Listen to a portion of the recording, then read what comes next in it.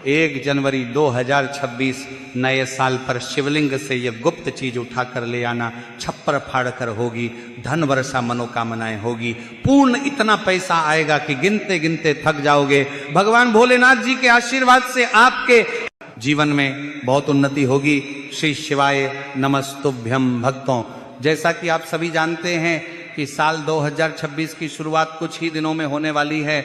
और भक्तों, आप सभी की जानकारी के लिए बता दें कि 1 जनवरी 2026 को है प्रदोष यानी कि त्रयोदशी की तिथि, और यह तिथि भगवान शिव को समर्पित होती है। और भक्तों, यदि इस दिन सभी शिव भक्त भोलेनाथ की विधि विधान से पूजा अर्चना करते हैं तो भक्तों की सभी प्रकार की मनोकामनाएं पूर्ण हो जाती हैं। इसी के साथ 1 जनवरी 2026 प्रदोष की तिथि पर व्रत रखने से भगवान शिव और माता पार्वती की विशेष कृपा प्राप्त होती है। साथ ही इस दिन यदि कोई व्यक्ति भगवान भोलेनाथ की थोड़ी सी भी पूजा अर्चना कर लेता है तो उस व्यक्ति के जीवन की सभी मनोकामनाएं पूर्ण हो जाती हैं, उस व्यक्ति के जीवन के हर कष्ट समाप्त हो जाते हैं और उस व्यक्ति के जीवन में धन प्राप्ति के सभी रास्ते खुलने लगते हैं। तो चलिए भक्तों, वीडियो को शुरू करते हैं। लेकिन उससे पहले अगर आप भी चाहते हैं कि भगवान भोलेनाथ का आशीर्वाद आपके ऊपर सदैव बना रहे तो इस वीडियो को एक लाइक करें और चैनल को सब्सक्राइब भी जरूर करें।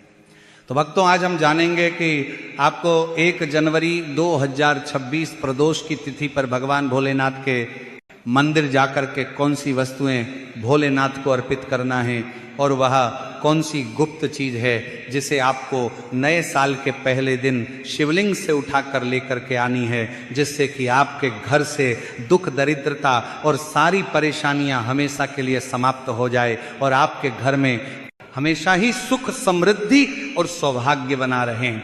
भक्तों, देवों के देव महादेव यदि किसी व्यक्ति पर अपनी कृपा कर देते हैं तो साक्षात काल भी उसका कुछ नहीं बिगाड़ पाता है। इसीलिए भक्तों, आज की इस वीडियो में हम आपको बताएंगे कि कैसे आप साल के पहले दिन भगवान भोलेनाथ को प्रसन्न कर सकते हैं, कैसे आपको भगवान भोलेनाथ का आशीर्वाद प्राप्त हो सकता है और किस प्रकार से आपको इस दिन भोलेनाथ की पूजा अर्चना करनी है, और साथ ही वो कौन सी गुप्त चीज है जिसे आपको इस दिन शिवलिंग से चुपचाप लेकर के आ जाना है ताकि आपके घर पर अन्न और धन का भंडार कभी भी कम ना हो।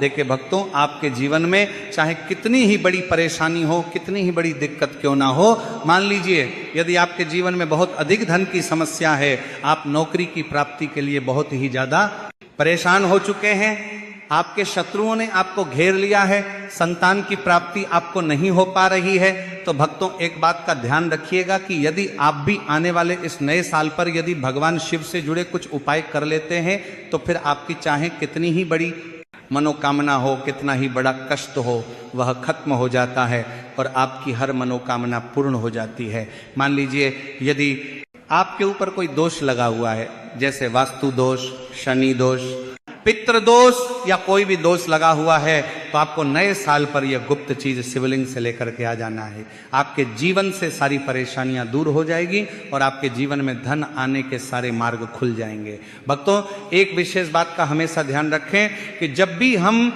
भगवान भोलेनाथ की पूजा करते हैं तो हमें धैर्य रखना चाहिए, विश्वास रखना चाहिए और श्रद्धा के साथ भगवान भोलेनाथ की पूजा करनी चाहिए, क्योंकि भगवान भोलेनाथ बहुत ही भोले हैं। वह किसी भी व्यक्ति की थोड़ी सी ही पूजा से, साधना से तुरंत ही प्रसन्न हो जाते हैं। इसीलिए भक्तों, 1 जनवरी 2026 नए साल पर कुछ ऐसी चीजें हैं जो आपको अवश्य पता होनी चाहिए, क्योंकि इस दिन यदि आप भगवान भोलेनाथ के सामने पूजा करने जा रहे हैं और मान के चलिए यदि आपने अगर कोई गलती कर दी तो भगवान भोलेनाथ आपसे क्रोधित हो जाएंगे, और आपने सही तरीके से पूजा की होगी तो साक्षात आपको भगवान भोलेनाथ उसी दिन आशीर्वाद दे देंगे और दिन के बाद आपके जीवन में कभी कोई परेशानी नहीं आएगी। तो भक्तों, आपको हम वह सभी चीजें बताने वाले हैं, इसलिए आप सभी इस वीडियो में अंत तक बने रहे। तो भक्तों, सबसे पहले तो आपको भगवान भोलेनाथ के मंदिर जाना होगा और ये जितने भी उपाय आपको बताए जाएंगे ये आपको भगवान शिव के मंदिर में ही करने होंगे।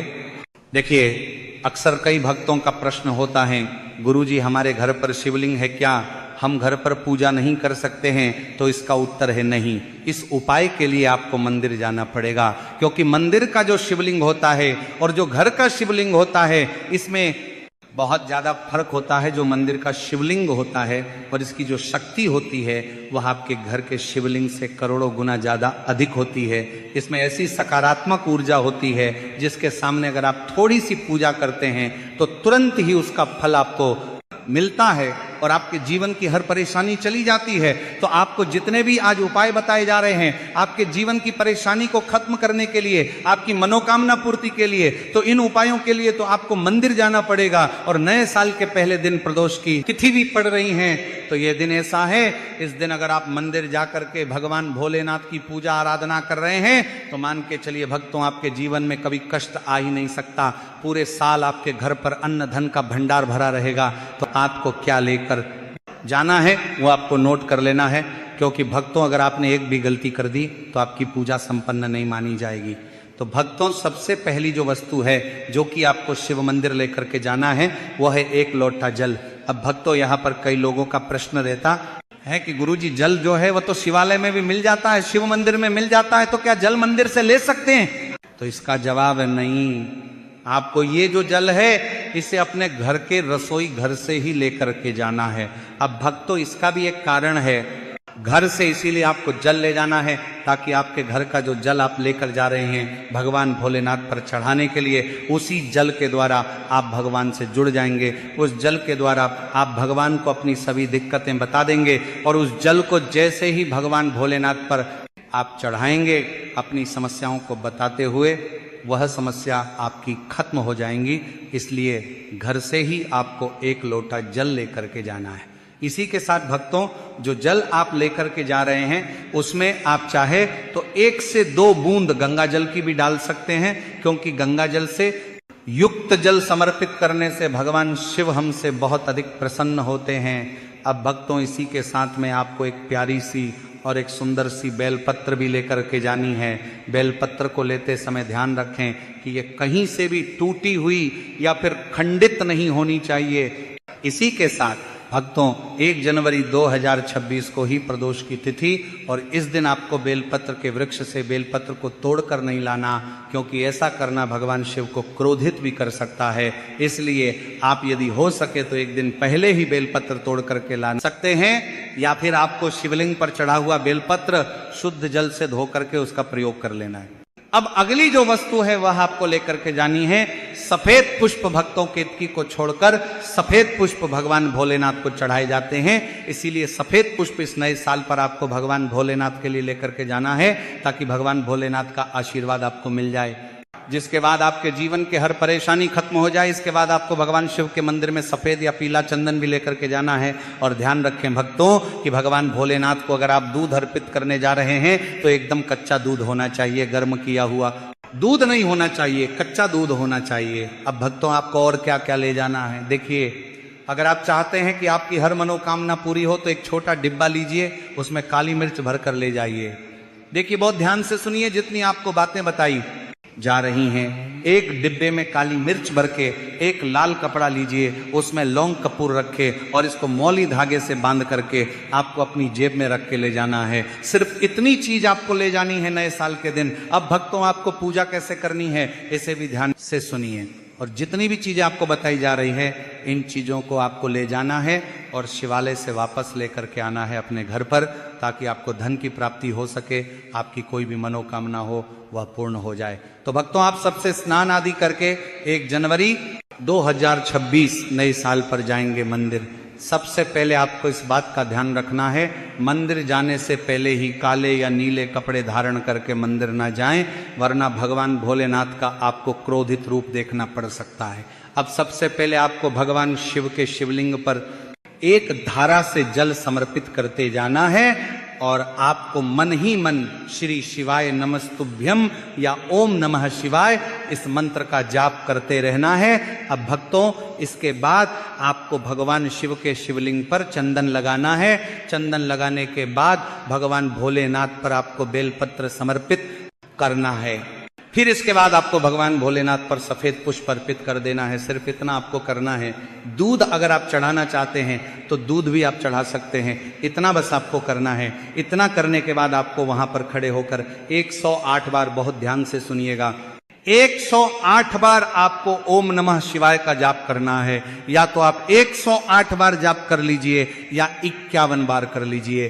अब आपको क्या करना है, एक डिब्बा जो काली मिर्च का आप ले गए थे, उस काली मिर्च के डिब्बे को आपको शिवलिंग पर जो जलहरी होती है, जहां से जल बह करके नीचे गिरता है इस जलहरी के, वहां पर आपको जो काली मिर्च लेकर के गए थे, उस काली मिर्च को आपको स्पर्श करना है। कहाँ, शिवलिंग पर जहाँ से जल नीचे गिरता है उस स्थान पर। और ये काली मिर्च आपको अपने पास वापस रख लेना है। अब जो आप लाल पोटली ले गए हैं बंद करके लौंग और कपूर की, इसको भी आपको छुआना है शिवलिंग की जलहरी के वहां पर, और इसे भी आपको वापस रख लेना है। अब आपको क्या करना है, जिस लोटे में पानी ले गए थे या जिस लोटे में भी आप दूध ले गए थे, उसमें आपको क्या करना है, देखिए आप सभी को पता है कि जब भी हम शिवलिंग पर जल अर्पित करते हैं तो वह शिवलिंग से होकर के जलधारी की ओर बह करके आता है और नीचे गिरता है। तो जहां से भी वह जल नीचे गिरता है वहां आपको अपना यह लोटा रखना है और इस लोटे में आपको कुछ जल वापस झेल लेना है। भक्तों ध्यान